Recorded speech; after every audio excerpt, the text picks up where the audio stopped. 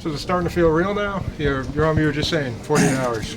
Yeah, it's starting to feel real. I mean, it's felt real like for 18 months. Sure. Because everything was prepped toward getting here to Spike. Right. We had the 1 year where we had to kind of sit back on our hands and do the MTV2 thing, which was great, but it wasn't the ideal where we want to go. So, you start to see where I'm sitting at my desk. You start to see the teases, and you start to see the new graphics packages, and you start to see the formats for the show, and then it all suddenly starts to go, whoa! It's getting really real. So yeah, it feels real. It's cool because it's right in our backyard. Sure. The office is 5 minutes from here, and this is where I train with Tiki on a regular basis, and it's just like, it's almost kind of surreal that it's all happening right here. But it's great because you're not on flights, you're not staying in a hotel room, you're sleeping in your own bed, so it's pretty cool. Sure. Yeah. Do you, it kind of seems obvious with 2 title fights on Thursday night that you guys decided to come out with guns blazing. Like, what was the thought behind loading up the first show? Just you don't get a second chance to make a first impression, and you got Curran Pitbull coming out of the box, 2 of the best featherweights in the world, and you got Chandler Hahn, and I think Chandler's performance against Ed was just, I still think it's the best MMA fight I've ever seen, and Hahn has looked unbelievable in his last few fights for us. I mean, he brought, so few guys are able to go from 85 to 70 or 70 to 55 or even 55 to 45 and bring the power with them because they lose so much when they make the cut. But this guy, as an Olympian and a world-class athlete, he did it. He brought all that power with him. I mean, it's just been, he's looked unreal. And stylistically, I mean, judo versus wrestling, and what's Mike's takedown is going to look like against a guy like Rick Hahn with that kind of balance and those kind of hips, and is it going to force them both to stand? And they both got one-punch knockout power. I mean, it's just crazy fights. To say nothing of Babalu and the other fights, and the Seth fight versus Zoe, which I think has got could be a great fight. So it'll be fun. I mean, it's a great way to kick off, and I think when you've got Curran on a show and you got Chandler on a show, you've got 2 guys who exemplify kind of what we're all about, using that tournament structure to go from unknown to top of the world. So it should, knock on wood, should be a good kickoff. How you doing? About never get a second chance to make a first impression. At the end of the day, you can put everything in place, but it's up to the fighters to perform. Is that how you're feeling? So there's a certain point, like you wave your hands of it, you can't do anything more. Yeah, I mean, for the most part, I mean, I think the guys know what's at stake. I mean, you got 2 world title fights, and you got 3 fights where guys are either going to win and move on or lose and go home. So, I mean,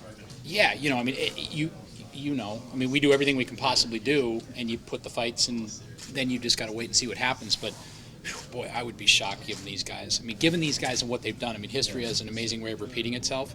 And if you look at Curran's history, Pitbull and Hahn and Chandler and Bobble, these guys bring the fights. I mean, just so my anticipation's really high. And you and I'll see when they get into the cage and when it rings. Mentioned King Mo. Do you guys? I mean, you seem to have pretty big plans for King Mo, TNA, Bellator, and but you're putting him through the tournament. I mean, he could lose. It's MMA. I mean, he could lose next week. Yep. That's the magic of it, brother. It's a real tournament. Is there any guys you, really like to see in the finale, or you really don't worry too much about that? You know what? I used to think about what I would like to see, and then what you find is what you would like to see or what you think you would like to see gives rise to something that ends up being better than what you had anticipated. And if that's not confusing enough, let me give you an example. There's a guy rolling around in that cage over there behind you named Pat Curran. And we signed Roger Huerta, and it was going to be Alvarez Huerta, and I had Alvarez Huerta in my head. And then Pat Curran beat Roger Huerta. And it was the beginning of Pat Curran going from being a Midwest unknown fighter to being one of the best fighters in all of MMA. So at the time I looked at it and I went, oh, wow, we had this big commitment behind Huerta, and he was on the cover of Sports Illustrated. And then it gives rise to a guy like this. So I stopped thinking about what the future could hold, and I just kind of put all my trust into the fact that this tournament is going to give rise to the best fighters. They're the ones that are going to get through. And then you get a Pat Curran. If all the guys in the world at 145 pounds started throwing punches, Jose Aldo and Pat Curran would be the last 2 guys standing, and everybody else at 45 would be scattered on the mat and the ground and the cement. So that's where it goes. So it would be great if Mo wins or Babalu wins or Zoe or Seth or whoever else ends up pulling off the victories. You were talking about the TV partnership, which answered a lot of my question, but is there still, you still feel some pressure that this event has to really perform ratings-wise for Spike in particular? Not really. I've had 1,000 conversations like that with Kevin Kay, who had Spike, and we're both saying pretty much the same thing: is that this is a marathon, it's not a sprint. Spike and Viacom are heavily invested in MMA, and now they're heavily invested in Bellator and have been for almost 2 years. So, the numbers will be what the numbers will be. What we're looking for is growth. We're looking to start out someplace and then end up 11, 12 weeks from now as we've built it all out and the tournament's gone from 8 to 4 to 2 to 1, and just to continue to see growth. And if we can get that, we're on the right track. The growth curve over the last probably 6 months has been pretty substantial.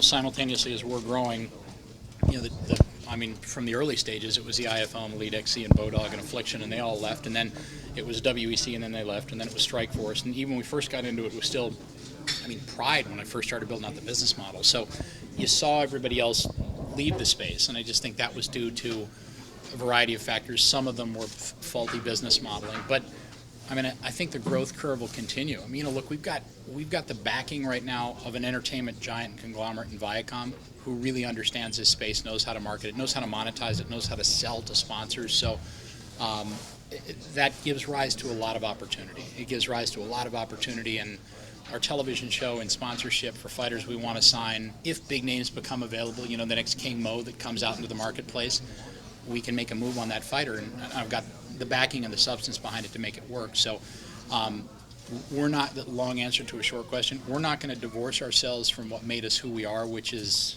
the Pat Currans and the Michael Chandlers and the Hans, guys that we built up. Patricio Pitbull. I got an email from a buddy of mine who I knew in the boxing business. This is 3 years ago, and I've told this story many times.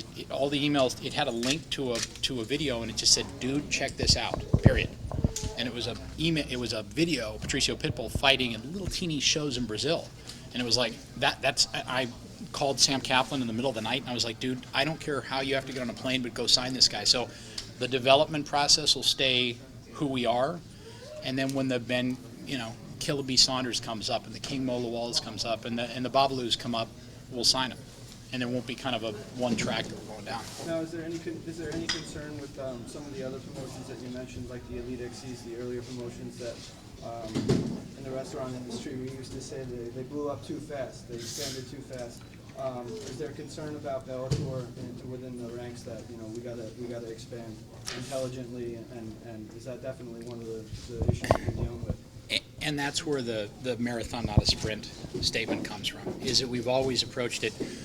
We've never looked to go out in a bidding war with somebody if it didn't make sense. Hector Lombard came up toward the end of his deal, and Hector Lombard's a dominant middleweight, I still think, and some people yell at me for saying it, I still think he'll end up being UFC champion at 185. But when we got the offer from the UFC, we took a look at it and we were like, we can't monetize that.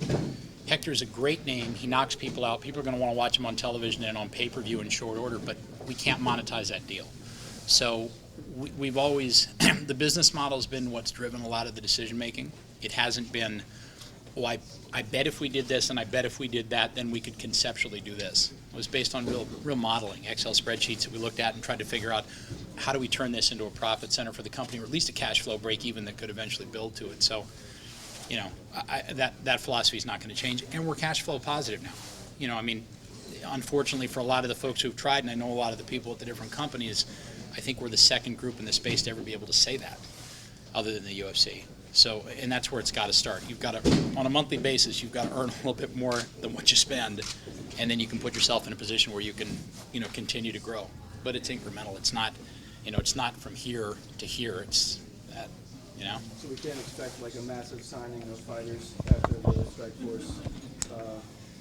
No, and I think you can count on the fact the UFC is going to be, the guys that they can monetize and turn into draws, they're going to sign quickly, and then there's going to be guys who maybe haven't gotten there yet or have had their day that they're going to let go.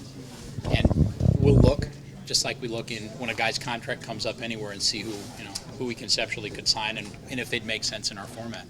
Our format's tough. There's no getting to the end goal in this format. There's no big Kimbo Slice-esque super fight. It just, if you're not good enough to compete with some of the best guys in the world at 45 or 55, you're going to get blown out in the first or second round. So, we know Josh Barnett's free agent. Do you have interest in him? And is there any other names on your radar from that deal that you think about? We've not really at this point. You never know. You and I talk a lot of times. I've never really taken the flag and planted it in the ground and said we're never going to do X, or we're. But there aren't guys that I look at off that roster and go, oh, we've got to have him, and we want to make the move, or we're gonna. I know the next question is, if you talk to Dixie, and is there, based on the articles, and it's like, not really. No, Mo's our guy on that front, and that's where we're putting all our money and our effort. And I think he can be the best 205er in the world, or surely one of the top 2 or 3 at the very height of his game, and he crosses over to the other domain really nicely, and there's no facade about it. It's all real, and it's right there in front of you. So. Speaking of, so you're ruling Barnett out, you're saying? I mean, not definitively, but you're saying you're not making a play for him right now? Yeah, look, our focus right now is our focus right now is the next 3 months. But everything that we're doing right now is focused on that. It hasn't been a topic of conversation in our meetings with the staff and the core team, and everybody's here. So, Josh is a great character, and he's had some great fights, but he's not really on our radar. How do you guys find such great talent in Brazil and Russia, and how are ratings going in Russia? Ratings are going great in Russia. Ratings are going shockingly well on Esporte Interativo out of Brazil. I mean, 2 to 3 million viewers per show, which is great. The Brazilians have, of late, embraced televised MMA in a huge way. The UFC is doing really well there as well. So, in your personal opinion, did you see Strikeforce closing shop as a good thing or a bad thing for you, and then overall in general for the MMA industry? it's a great question. I think, Mike, I'm a student of sports, and obviously more of a student of combat sports than I am just sports in general, but I pay attention to things that happen. And if you watch what was the WWF and turned into the WWE, their greatest growth curve, their exponential explosion in terms of growth happened when there was a WCW. So, and it wasn't, and no matter what Vince said publicly in the back rooms of his offices in Connecticut, he was going, this is awesome.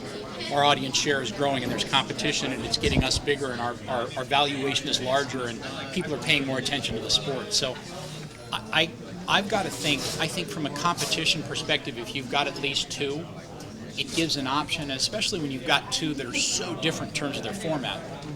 Like we're pure sports competition, and they're a matchmaking format. And I'm not going to stand here and talk about why I think one is bad or one is good, but they're very distinct. It's not like we're doing what they're doing, and it sure isn't like they're doing what we're doing. So I think that, that's a good dynamic to have in play. Is there room for a third, or would a third have made that more hyper-competitive? Hard to tell. I mean, I knew just based on watching history, when the acquisition happened to Pride, I was like, I used to love watching Pride, but they're done. And when and you could see those acquisitions occurring, and you could tell, okay, the WEC is ultimately going to be shut down, and they're going to take some of the most charismatic stars and build them into the UFC. So I don't know. I mean, I think 2 is a good number, but if another one shows up and they've got great product and they've got good support from television, I don't know that that's going to be a bad thing either. The other thing it does, and I don't mean to go too deep into this, but the other thing that it does is 3 or 4 years ago, when there were so many players in the space that had television deals, and Versus was in play, and all these different players, and CBS had shows, etc., what you had is a developmental process at the lower levels from a gym perspective, where guys could look at it and go, well, I could go to Elite XC or the WEC or Strikeforce. There's this Bellator group coming up on Deportes, and there's always a UFC, and there were a lot of options. So what it did is it caused world-class wrestlers coming out of Olympic trials or the national championships, the NCAA is going, this is my career path. That's gotten smaller. So you don't have that same kind of real breadth of potential stars coming up that we did 3 years ago, when guys could look at it and go, man, I got option after option. So I think that optionality actually helps the sport. I think it gives us more of a pool to pull from of young fighters who go, hey, I don't have to work selling shoes or work construction or utilize my psychology degree or whatever it is, and they can just fight. And that's going to give rise to a faster evolution of the game. You mentioned the WWE example. They bought WCW, they bought ECW, and it was everybody's all under them. And then after a few years came TNA. But the problem that TNA encountered was the talent. Everybody wanted to go to WWE. So what things are in place for Bellator to avoid guys coming in, you guys coming in, hey, come to Bellator, and they're like, oh, well, there's the UFC up north, up here, What's in place to stop that from happening? Because that is happening now with some of the guys that you've brought up to your tournament format. Just religious attention to detail in terms of going out and securing talent. A recruiting system that's as good as any that I've ever seen in college football or anything else. I get notifications and emails and videos from my guys just ridiculously early on guys that are still 2-3 fights away from being at the stage where they could probably be on the radar screen anywhere. And it's just because I've got talent development guys who have fought, know the game. They recognize that we've got to build out the next Mike Chandler, the next Pat Curran. And seeing guys like a Curran who was fighting at 45, bouncing between 40 and 55 and going, this kid could be unbelievable, let's give him a shot. So it's about that recruiting, and it's about the developmental process I was telling you about. Is it when we see a guy at 3-0, we're willing to commit the time, energy, and money to get him 5-6 fights over a year to get him up to 8 or 9-0, and then to be able to look at him subjectively and go, okay, this kid could get into the deep water right now, where he's still obviously 4 or 5 fights away, where that same 4 or 5 fights in the UFC could take you a couple of years to get. We can speed up that process pretty dramatically. Earlier you were talking about free agency, and also earlier today Rampage Jackson was venting his frustrations with the UFC, and this being his last fight, he also wanted to see what free agency had to offer. Would you guys consider picking up a free agent like that caliber, and if so, how would you match him? Would you immediately match him with somebody like King Mo, or how would you approach that? I mean, that's a great question. I used to watch Rampage when he would fight in Pride, and it just... Which is also a tournament format. Yeah, it was, and he's. That's a tough question. He's an awesome fighter, an incredible personality, and I've been a fan for a lot of years. How he could conceptually fit within the format and the structure that we have would be one I'd have to get smarter people than I around a table to sit down and kind of discuss, because he's, I don't think he would deny he's at the latter stages of this career. He's not right in the infancy or the middle portion of his career. Suffered a lot of injuries, but he's still a rock star at a very high level, and he can still, we'll see what happens in his next fight, but he's got a tough fight on his hands. But I don't know. That'd be one we'd have to sit around a table and really kind of try to figure out, because he's sure exciting, entertaining. He's got some of those wicked highlights in the history of the game, but that would be one of those square peg round hole situations, but sometimes you can make those work. I don't know. Immediately off the top of the head, say he was a free agent, would that be a phone call that you'd want to make without really much discussion with the staff? Yeah, I see his posters in here all the time when I'm rolling with Kinky, so it's hard to get away from him. But, maybe. It would depend on a lot of stuff. It would depend on, obviously, the legalities of where he is with the UFC. I listened to his interview earlier this morning, and he had a lot to say. And so, we'll see. Who knows? That's a tough one. All my focus right now is Thursday, and then King Mo, and then some unbelievable lightweights, and then, Shlemenko versus Falcao. But, you never know. It doesn't matter what language you speak. It doesn't matter if you're married to a supermodel. It doesn't matter if you got really cool hair like you or hair like me. It's all irrelevant. All that matters is that cage door locks, and you win or you lose. And that's what sport's all about. That's what makes March Madness so cool every year when I watch basketball. It's like suddenly that unknown school with 7,200 students, it's a liberal arts school out of Ohio somewhere, it's got a basketball team, and you're like, oh my God, look at these guys are progressing into the round of 8. I've always felt like that's the way sports should work. It should not be a guy in a shiny suit sitting behind a desk going, he's an incredible talker and people are going to pay attention. I bet we can get 40,000 more buys out of him. It should just be about if you win.